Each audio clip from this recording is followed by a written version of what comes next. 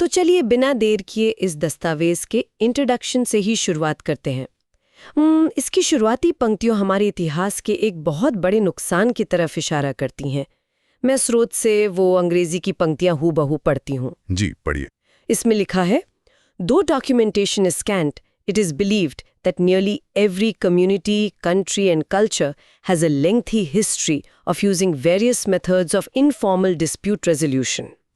Informal dispute resolution यानी अनौपचारिक तरीके। हाँ, और फिर आगे लिखा है, in India as in other countries, the origin of mediation is obscured by the lack of a clear historical record due to colonization in India over the past 250 years. ये जो आखिरी लाइन है ना, ये बहुत गहरी है।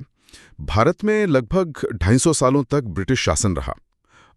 इस कॉलोनाइजेशन का सबसे बड़ा असर ये हुआ कि हमारी जो अपनी स्वदेशी विवाद समाधान की प्रक्रियाएं थीं, जैसे गांव की चौपालों पर होने वाले फैसले। बिल्कुल, चौपालों के फैसले, बिरादरी के बुजुर्गों द्वारा कराए गए समझौते, अंग्रेजों ने इन सब का कोई आधिकारिक लिखित रिकॉर्ड नहीं रखा। ब्रिटिश व्यवस्था हर चीज को कागजों पर दर्ज करने में यकीन रखती थी, जबकि हमारी जो भारतीय व्यवस्था थी वो मौखिक परंपराओं और सामाजिक भरोसे पर चलती थी। तो मतलब वो डेटा कहीं दर्ज ही नहीं हुआ। यही वजह है हमारे पास मध्यस्थता के उस समृद्ध ऐतिहासिक डेटा का एक खालीपन, या जिसे दस्तावेज lack of clear historical record कहता है, वो रह गया। हमारा अपना इतिहास हमसे छिप गया। ये वाकई सोचने वाली बात है। लेकिन ये बात सिर्फ भारत तक सीमित नहीं है। दस्तावेज दुनिया के बाकी हिस्सों का भी जिक्र करता है। चीन के बारे में यहाँ लिखा है, in China government sponsored mediation has been used on a widespread basis to resolve disputes based on aged societal principles of peaceful coexistence. Peaceful coexistence, शांतिपूर्ण सह अस्तित्व। हाँ, और इसके तुरंत बाद नेटिव अमेरिकन्स का जिक्र आता है। मैं लाइन पढ़ती हूँ, Native Americans are known to have adopted their own dispute resolution procedures long before the American settlement. देखिए, अगर हम इन दोनों उदाहरणों को साथ रखकर देखें तो एक बात बिल्कुल साफ हो जाती है कि मध्यस्थता कोई आज का या आधुनिक कानूनी आविष्कार नहीं है। दुनिया भर के जो आदिवासी और प्राचीन समुदाय थे, उनमें ये हमेशा से मौजूद थी। बिल्कुल। चीन में इसी पीसफुल कोएग्जिस्टेंस के दर्शन ने उनके पूरे समाज को एकजुट रखा, और वहीं अमेरिका में जब यूरोपीय लोग वहां गए और अपना कानूनी ढांचा थोपा, उससे बहुत पहले ही नेटिव अमेरिकन अपनी कबीलों के झगड़े सुलझाने की एक पूरी व्यवस्था चला रहे थे। वो बहुत अच्छे से जानते थे कि अगर समाज को बचाना है तो हर छोटे झगड़े को युद्ध में बदलने से रोकना ही होगा। सही कहा। अब इस दस्तावेज में आगे बढ़ने पर हम वैदिक काल और प्राचीन भारतीय दर्शन में प्रवेश करते हैं। यहाँ मुल्लाज हिंदू लॉ का हवाला दिया गया है। शुरुआती आर्यों के बारे में एक बहुत ही खूबसूरत बात लिखी गई है। क्या लिखा है? लाइन है, The early Aryans were very vigorous and unsophisticated people, full of joy for life. और आगे है, They primarily invoked the unwritten law of divine wisdom, reason and prudence, which according to them governed heaven and earth. यहाँ ये जो unwritten law वाला हिस्सा है, ये काफी ध्यान खींचता है। बिल्कुल खींचेगा, क्योंकि अनरिटन लॉ यानी अलिखित कानून ही असल में उस समय न्याय की असली बुनियाद हुआ करता था। इसे divine wisdom, reason and prudence कहा गया, यानी ईश्वरीय ज्ञान, तर्क और बुद्धिमत्ता। तो मतलब कोई लिखित संविधान नहीं था उस वक्त। प्राचीन भारत में न्याय किसी राजा के दरबार से निकले हुए सख्त लिखित नियमों का मोहताज नहीं था। इसके बजाय ये इस बात पर टिका था कि आपकी तार्किक सोच यानी रीजन क्या कहती है, दूरदर्शिता या व्यवहारिक समझ जिसे प्रूडेंस कहते हैं वो क्या है, और वो नैतिक सत्य, वो डिवाइन विजडम क्या है जो इस पूरे ब्रह्मांड को संतुलित रखता है। और दिलचस्प बात बताऊं जी, पश्चिमी दुनिया में आज जो मध्यस्थता के एकदम आधुनिक सिद्धांत पढ़ाए जाते हैं ना जी, उनका भी मूल आधार यही तर्क और बुद्धिमत्ता है। वो लौटकर वहीं आ गए हैं। ये बहुत बड़ी बात है। अच्छा, इस न्याय व्यवस्था को जमीन पर कैसे लागू किया जाता था? इसके लिए दस्तावेज में याज्ञवल्क्य जैसे महान विद्वानों द्वारा बनाए गए ट्रिब्यूनल्स का जिक्र है। मैं स्रोत से वो पंक्तियां पढ़ती हूँ। जी, याज्ञवल्क्य का मॉडल बहुत ही वैज्ञानिक था। With the disputes between members of the family, community, tribes, castes or races. तो ये पहला ट्रिब्यूनल हुआ कुला। हाँ, और आगे है another tribunal known as Shreni, a corporation of artisans following the same business, dealt with their internal disputes. Puga was the similar association of traders in any branch of commerce. अगर हम इसे आज की नजरिए से ध्यान से देखें तो ये एक बहुत ही स्मार्ट और विकेंद्रीकृत यानी डिसेंट्रलाइज सिस्टम था। वो कैसे? देखिए, खुला जो था वो परिवार और कबीले के आपसी झगड़े देखता था। श्रेणी कारीगरों और शिल्पकारों के अपने गुटों के मसले सुलझाता था और पुगा बड़े व्यापारियों के विवाद हल करता था। इसका सीधा सा मतलब ये है कि हर तरह के विवाद के लिए आपको राजा के पास दौड़ने की जरूरत नहीं थी। मतलब एक तरह से विशेषज्ञता थी। बिल्कुल, ये उस समय की स्पेशलाइज्ड न्याय व्यवस्था थी। एक व्यापारी की समस्या को, उसके बही खाते की बारीकियों को एक दूसरा व्यापारी ही बेहतर समझ सकता है। एक ऐसा राजा जो सिर्फ महल में रहता हो, वो व्यापारिक दांव पेच क्या समझेगा? इसीलिए पुगा या श्रेणी जैसी व्यवस्थाएं इतनी ज्यादा कारगर थीं। कमाल की बात है। इसी कड़ी में मैनुअल में एक और प्राचीन विद्वान पाराशर का सिद्धांत आता है। जी, पाराशर का सिद्धांत तो आज भी कानून के छात्रों को पढ़ाया जाता है। दस्तावेज में पाराशर के हवाले से एक लाइन है, These associations were invested with the power to decide cases based on principles of justice, equity and good conscience. Justice, equity and good conscience. कानून की पढ़ाई करने वाला हर व्यक्ति इस वाक्य को जानता है। इसका व्यवहारिक अर्थ क्या है? मान लीजिए समाज के सामने कोई ऐसा नया विवाद आ जाए जिसके लिए कोई पुराना नियम या लिखित कानून मौजूद ही न हो, तब फैसला कैसे होगा? पाराशर कहते हैं कि ऐसे समय में न्याय, निष्पक्षता और शुद्ध अंतरात्मा के बुनियादी सिद्धांतों का सहारा लेना चाहिए। कानून सिर्फ नियमों की एक सूखी किताब नहीं हो सकता। अगर उसमें इंसानियत और अंतरात्मा की आवाज नहीं है तो वो न्याय नहीं कर सकता। क्या बात है। और ये अंतरात्मा और सोच की बात हमें सीधे बुद्ध और पतंजलि के दर्शन की ओर ले जाती है। इस मैनुअल में, जो कि सुप्रीम कोर्ट का दस्तावेज है, उसमें बुद्ध का एक बहुत ही सुंदर उदाहरण दिया गया है। जी, पढ़िए। इसमें है, Buddha said, meditation brings wisdom, lack of mediation leaves ignorance. और इसके ठीक साथ ही प्राचीन भारतीय न्यायविद पतंजलि का कथन है, Ancient Indian jurist Patanjali said, progress comes swiftly in mediation for those who try hardest, instead of deciding who was right and who was wrong. तो इन दोनों ही बातों से एक निष्कर्ष बहुत साफ समझ आता है। पारंपरिक अदालतें इस बात पर बहुत ज्यादा समय बर्बाद करती हैं कि अतीत में किसने क्या गलती की। मध्यस्थता अतीत को छोड़कर भविष्य की तरफ देखने की बात करती है। ये जो आपने कहा, ये एक बहुत ही सटीक अवलोकन है। जब भी हम अदालतों में जाते हैं तो पूरी बहस बस इसी बात पर होती है कि कौन सही था और कौन गलत, और इसमें सालों लग जाते हैं। बिल्कुल, लेकिन पतंजलि का दर्शन हमें ये बताता है कि प्रगति तब तेजी से होती है जब हम सही गलत साबित करने की जिद छोड़कर ये सोचने पर मेहनत करते हैं कि अब इस समस्या से बाहर कैसे निकला जाए। समाधान पर फोकस करना ही असली बुद्धिमत्ता है, और इसी से वो अज्ञानता दूर होती है जिसका जिक्र बुद्ध ने किया है। और समाधान निकालने की इस कला का एक सबसे बेहतरीन उदाहरण स्रोत में मौजूद बीरबल की कहानी है। वैसे तो ये कहानी हम सभी ने बचपन में सुनी होगी, लेकिन ये कानूनी मैनुअल इसे एक बिल्कुल अलग नजरिए से पेश करता है। हाँ, वो दो माताओं और एक बच्चे वाली कहानी। जी, मैं दस्तावेज से पढ़ती हूँ। The most famous case was when two women claimed motherhood of a child. The mediator suggested cutting the child into two and dividing its body and giving one half to each woman. और फिर असली माँ पीछे हट गई। जी, आगे लिखा है, The real mother gave up her claim to save the child's life, whereas the fake mother agreed to the division. The child was then given to the real mother. स्रोत ने इस पूरी घटना को इंटरेस्ट बेस्ड नेगोशिएशन का एक classic उदाहरण बताया है। आधुनिक ऑल्टरनेटिव डिस्प्यूट रेजोल्यूशन, या जिसे हम ADR कहते हैं, जी, उसमें ये इंटरेस्ट बेस्ड नेगोशिएशन डॉक्ट्रिन एक बहुत ही बड़ा सिद्धांत है। ये कैसे काम करता है?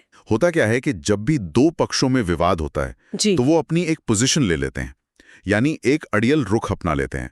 जैसे इस कहानी में दोनों महिलाओं की जो पोजीशन थी वो ये थी कि ये बच्चा मुझे चाहिए। हाँ, अब अगर कोई आम जज होता तो वो गवाह मांगता, सबूत मांगता, तारीखें देता, लेकिन बीरबल ने एक मध्यस्थता के तौर पर उनकी पोजीशन के पीछे छिपे उनके असली इंटरेस्ट को परखा, उनके मूल हित को। मतलब वो असल में क्या चाहते हैं? बिल्कुल, असली माँ का इंटरेस्ट बच्चे पर सिर्फ कब्जा करना नहीं था, बल्कि बच्चे को सुरक्षित और जिंदा देखना था। जैसे ही बीरबल ने बच्चे को काटने की बात कही, असली माँ का असली इंटरेस्ट बाहर आ गया और इसने अपनी जिद छोड़ दी। आधुनिक मध्यस्थता आज कोर्ट रूम्स में यही करती है। वो लोगों की ऊपरी जिद के पीछे की असली जरूरतों को पहचानकर रास्ता निकालती है। इसी सोच से हमारी पंचायत व्यवस्था भी पनपी थी, जहां 5 लोग बैठकर सिर्फ फैसला नहीं सुनाते थे, बल्कि एक सुलहकारी समूह के रूप में काम करते थे। एकदम सही। अब भारतीय इतिहास से थोड़ा आगे बढ़ते हुए ये मैनुअल हमें आधुनिक युग में अमेरिका की तरफ ले जाता है। वहां mediation in the United states शीर्षक के तहत इसके विकास के 3 अलग-अलग चरण बताए गए हैं, जी, जो 1980 के दशक में बीमा कंपनियों ने अपनाया था ताकि कोर्ट का भारी भरकम खर्च बचाया जा सके। और तीसरा रूप था कोर्ट एनेक्स्ड मीडिएशन। अमेरिका में मध्यस्थता के विकास की ये कहानी बहुत ही दिलचस्प है, खासकर 1976 में हुई पाउंड कॉन्फ्रेंस के संदर्भ में। उस कॉन्फ्रेंस में ऐसा क्या हुआ था? उस समय अमेरिका की न्याय व्यवस्था एक बहुत बड़े संकट से गुजर रही थी। वहां की जेलें पूरी तरह से भर चुकी थीं, अदालतों में मुकदमों का इतना बड़ा बैकलॉग था कि न्याय मिलने में सालों साल लग रहे थे, और वकीलों की फीस आम आदमी की पहुंच से बिल्कुल बाहर हो गई थी। इस सम्मेलन में देश भर के कानूनी जानकारों ने यह माना कि हर छोटे बड़े विवाद के लिए अदालत में मुकदमा लड़ना कोई समझदारी का काम नहीं है। और शायद इसी समस्या के समाधान के रूप में हार्वर्ड के प्रोफेसर फ्रैंक सैंडर का वो मशहूर कॉन्सेप्ट सामने आया, जिसे मल्टी डोर कोर्ट हाउस कहा गया। जी हाँ, फ्रैंक सैंडर। मैनुअल में उनकी एक बहुत ही कैची लाइन दर्ज है, मैं पढ़ती हूँ। Professor Sander described it as fitting the forum to the fuss. Fitting the forum to the fuss. इसका सीधा सा मतलब यह है कि विवाद जिस स्तर का हो, उसे सुलझाने का मंच भी वैसा होना चाहिए। Exactly. इसे थोड़ा आसान शब्दों में समझाएंगे। बिल्कुल। अगर इसे एक एनालॉजी से समझें, तो ये किसी बड़े अस्पताल के ट्रायज सिस्टम जैसा है। जब मरीज अस्पताल आते हैं, तो हर किसी को सीधे ऑपरेशन थिएटर या आईसीयू में तो नहीं भेजा जाता। जाहिर है नहीं। अगर किसी को सिर्फ खरोच आई है तो उसे फर्स्ट एड दिया जाता है। फ्रैंक सैंडर का मल्टी डोर कोर्ट हाउस भी यही था, एक ऐसी अदालत की इमारत जहां कई दरवाजे हों। एक अधिकारी हर मामले को देखेगा। अगर पड़ोसियों का छोटा मोटा झगड़ा है तो उसे मध्यस्थता वाले दरवाजे में भेजा जाएगा। अगर कोई तकनीकी कमर्शियल विवाद है तो पंचाट यानी आर्बिट्रेशन के दरवाजे में। और जो गंभीर मामले होंगे, अगर कोई गंभीर कानूनी या आपराधिक मामला है, केवल तभी उसे पारंपरिक अदालत के दरवाजे में भेजा जाएगा। ये तो एक बहुत ही व्यावहारिक व्यवस्था है। अब अमेरिका से वापस अपने देश भारत लौटते हैं। ब्रिटिश राज के दौरान हमारे स्वदेशी सिस्टम के साथ जो हुआ, दस्तावेज उसका बहुत साफ चित्रण करता है। यहाँ गुजरात में महाजनों की एक व्यवस्था का जिक्र है। जी, महाजन प्रणाली। मैं लाइन पढ़ती हूँ। This informal procedure in vogue in Gujarat was a combination of mediation and arbitration, now known in the Western world as Med-Arb. देखिए, पश्चिमी दुनिया ने मेड-आर्ब यानी मीडिएशन आर्बिट्रेशन को बहुत बाद में एक नए कॉन्सेप्ट की तरह अपनाया, जबकि हमारे यहाँ गुजरात में ये पहले से मौजूद था। ये Med-Arb काम कैसे करता है? इसमें होता यह है कि एक सम्मानित व्यक्ति शुरुआत में सिर्फ एक मध्यस्थ, एक मीडिएटर के रूप में बैठता है। वो दोनों पक्षों को बातचीत करने और खुद किसी समाधान तक पहुंचने में मदद करता है। लेकिन अगर बात ना बने तो? हाँ, अगर बातचीत पूरी तरह फेल हो जाए और दोनों पक्ष किसी नतीजे पर ना पहुंचें, तो वही व्यक्ति मध्यस्थ की भूमिका छोड़ देता है और एक जज यानी आर्बिट्रेटर बन जाता है, और फिर वो अपना फैसला सुना देता है, जिसे मानना दोनों के लिए बाध्यकारी होता है। ये तो बहुत ही प्रभावी तरीका है। लेकिन 1753 में जब भारत में ब्रिटिश अदालतें स्थापित होना शुरू हुई, तो एक बहुत बड़ा वैचारिक टकराव पैदा हुआ। मैनुअल की ये लाइन काफी चुभने वाली है। क्या लिखा है उसमें? इसमें लिखा है, However, there was a conflict between British values, which required a clear-cut decision, and Indian values, which encouraged the parties to work out their differences through some form of compromise. इस टकराव का जमीनी असर क्या हुआ था? इसका जमीनी असर बहुत गहरा था और बहुत भावनात्मक भी। ब्रिटिश कानूनी व्यवस्था पूरी तरह से एडवर्सेरियल या विरोधात्मक थी। इस सिस्टम में एक पक्ष की पूरी तरह जीत होती है और दूसरे की पूरी तरह हार। हाँ, कोई बीच का रास्ता नहीं होता। बिल्कुल। और जब अदालत ऐसा क्लियर कट डिसीजन सुनाती है, तो जो पक्ष हारता है वो जीतने वाले का जिंदगी भर के लिए दुश्मन बन जाता है। लेकिन इसके उलट भारतीय मूल्य कॉम्प्रोमाइज यानी सुलह और बीच का रास्ता निकालने पर आधारित थे। मतलब रिश्तों को बचाए रखने पर। जी, हमारे यहाँ जोर इस बात पर था कि विवाद खत्म होने के बाद भी दोनों पक्ष उसी गांव, उसी समाज में एक साथ रह सकें। अंग्रेजों ने सामाजिक ताने बाने को पूरी तरह नजरअंदाज कर दिया और अदालतों को ही न्याय का एकमात्र केंद्र बना दिया। और उसी ब्रिटिश व्यवस्था को आगे बढ़ाने का नतीजा ये हुआ कि 21वीं सदी आते आते हमारी अपनी अदालतों में मुकदमों का एक भयानक विस्फोट हो गया।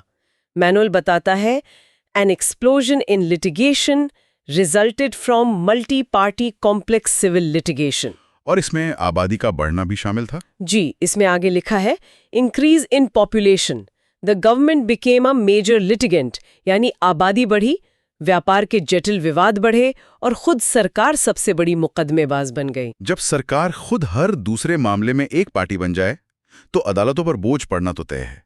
हमने वो दौर देखा है जहां एक दादा अपनी जमीन का मुकदमा शुरू करता है, उसका बेटा उस केस की पैरवी करते करते बूढ़ा हो जाता है और पोते के समय में जाकर कहीं फैसला आता है। ये तो बहुत ही दुखद स्थिति है। मुकदमों की इस पीढ़ियों तक चलती हुई विरासत ने हमारी न्याय व्यवस्था को अंदर से खोखला कर दिया। न्याय मिलने में हो रही इसी देरी ने भारत को मजबूर किया कि वो वापस अपने उन्हीं पुराने 16 समझौते के तरीकों को कानूनी मान्यता दे। और इस कानूनी मान्यता की शुरुआत की जो टाइमलाइन है वो दस्तावेज के legal recognition of mediation in India section में बहुत अच्छे से दी गई है। इसकी शुरुआत होती है इंडस्ट्रियल डिस्प्यूट्स एक्ट 1947 के सेक्शन 4 से। फिर 1987 में the legal services authorities act आता है, जिसके तहत नालसा का गठन किया गया। नालसा यानी नेशनल लीगल सर्विसेज अथॉरिटी? हाँ, यहाँ मैनुअल में नालसा के कार्यों की एक विस्तृत टेबल है जिसमें 3 मुख्य बातें हैं: डिस्प्यूट सेटलमेंट, पॉलिसी फॉर्मुलेशन और एजुकेशन एंड ट्रेनिंग। नालसा का बनना भारत में मध्यस्थता को एक संस्थागत या कहीं के इंस्टीट्यूशनल रूप देने की दिशा में एक बहुत बड़ा कदम था। 1947 के कानून ने तो सिर्फ फैक्ट्रियों में मजदूरों और मालिकों के झगड़े सुलझाने की बात की थी, लेकिन नालसा ने पूरे देश में लोक अदालतें शुरू की। एक तरह से जन जन तक न्याय पहुंचाया। बिल्कुल, इसने नीतियां बनाई, बजट पास किया और सबसे जरूरी बात, वकीलों और न्यायिक अधिकारियों को यह ट्रेनिंग देना शुरू किया कि कोर्ट के बाहर मामलों को सुलझाना कोई गैर कानूनी काम नहीं है, बल्कि आज सिस्टम की सबसे बड़ी जरूरत है। लेकिन सिस्टम में जो असली क्रांति आई वो 1999 में सिविल प्रक्रिया संहिता यानी सीपीसी में हुए एक बड़े बदलाव के बाद आई। मैं स्रोत से पढ़ती हूँ। In 1999, the Indian Parliament passed the CPC Amendment Act of 1999, inserting sections 89 in the Code of Civil Procedure 1908, providing for reference of cases pending in the courts to ADR, which included mediation. ये जो section 89 था, ये भारतीय कानूनी इतिहास का एक master stroke था।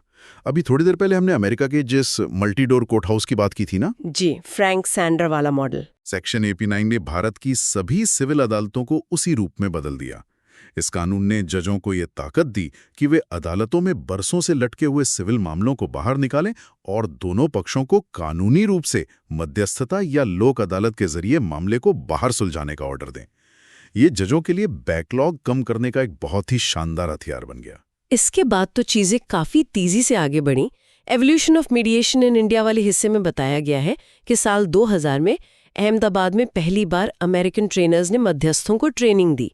2002 में देश का पहला लॉयर मैनेज्ड मध्यस्थता केंद्र खुला और फिर 9 अप्रैल 2005 को चेन्नई में देश का पहला कोर्ट एनेक्स्ड मीडिएशन सेंटर स्थापित हुआ। और उसी समय एक और बड़ा काम हुआ था। हाँ, अप्रैल 2005 में ही तत्कालीन चीफ जस्टिस आर.सी. लाहौटी जी द्वारा एमसीपीसी का गठन किया गया था। एमसीपीसी यानी mediation and conciliation project committee.